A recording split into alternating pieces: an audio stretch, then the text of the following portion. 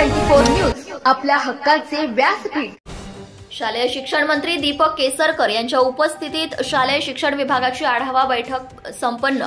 मुलांच्या पाठीवर दप्तरांचा बोजा वाढणार नाही याची दक्षता घ्या, दीपक केसरकर।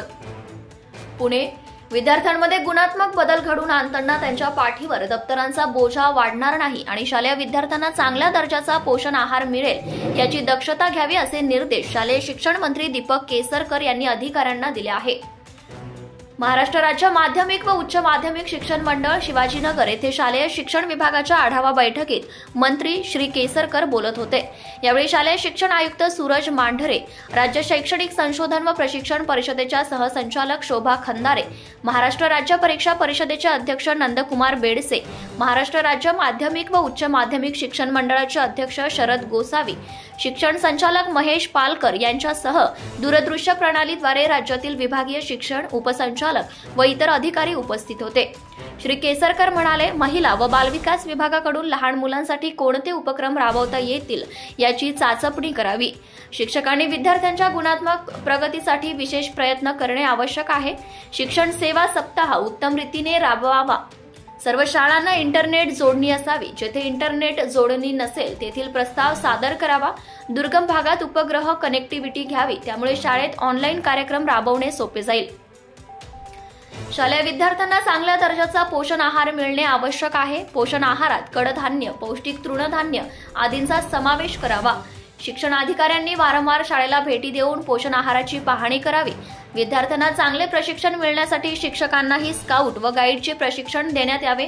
मुख्यमंत्री माझी शाळा टप्पा 2 व स्वच्छता मॉनिटर टप्पा 2 ची अंमलबजावणी प्रभावीपणे करावी।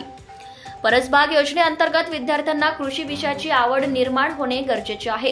कृषी विषय हा शालेय शिक्षणाचा भाग झाला आहे। परसबागेसाठी कृषी विभागाची समन्वय साधून त्यांचे मार्गदर्शन घ्यावे। शाळेच्या इमारतीवर परसबाग असल्यास शाळेचे तापमान कमी होण्यास तसेच मुलांना चांगले पदार्थ मिळण्यास मदत होईल। सर्व शिक्षण उपसंचालक यांनी परसबागेचे 100% उद्दिष्ट साध्य करण्यासाठी प्रयत्न करावेत। यासाठी पंप व सोलरसाठी जिल्हा नियोजन समितीकडे निधीची मागणी करावी। तर शिक्षक दिनाच्या निमित्ताने विविध स्पर्धांचे आयोजन करावे। यामध्ये महावाचन उत्सव, शिक्षण अभियान, जर्मन भाषा यांसारखे व इतर आकर्षक विषय असावेत। विद्यार्थ्यांसाठीच्या सर्व योजना मोहीम स्तरावर राबवाव्यात। कोणताही विद्यार्थी योजनेच्या लाभापासून वंचित राहणार नाही याची दक्षता घ्यावी। अधिकाऱ्यांनी शिक्षणाचा दर्जा, गणवेश, दप्तरांचा बोजा, वहीतील कोऱ्या पानांचा उपयोग, पोषण आहार, परसबाग योजना, स्काउट आणि गाईड, शिष्यवृत्ती योजना, शाळेतील स्वच्छतागृहाची स्थिती व किचन शेडची वारंवार तपासणी करावी। शाळेत आनंददायी शनिवार राबवण्यासाठी विविध कार्यक्रमांचे आयोजन करावे। यामध्ये प्रसिद्ध कलाकारांची मदत घ्यावी। मॉडेल शाळेत अर्ध इंग्रजी माध्यम अंमलात आणावे। शिक्षकांनी नवीन तंत्रज्ञानाचा अवलंब करावा। प्रत्येक शाळेने शिक्षणाची गुणवत्ता उंचावण्याचा प्रयत्न करावा असे आवाहन श्री केसरकर यांनी केले।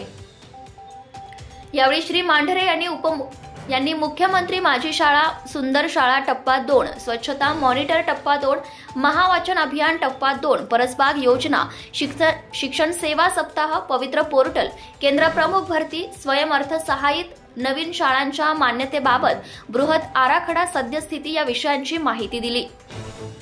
महाराष्ट्र राज्य माध्यमिक व उच्च माध्यमिक शिक्षण मंडळ कार्यालयाच्या प्रांगणात मंत्री श्री केसरकर यांच्या हस्ते वृक्षारोपण देखील करण्यात आले। Subscribe now and press the bell icon. Never miss an update.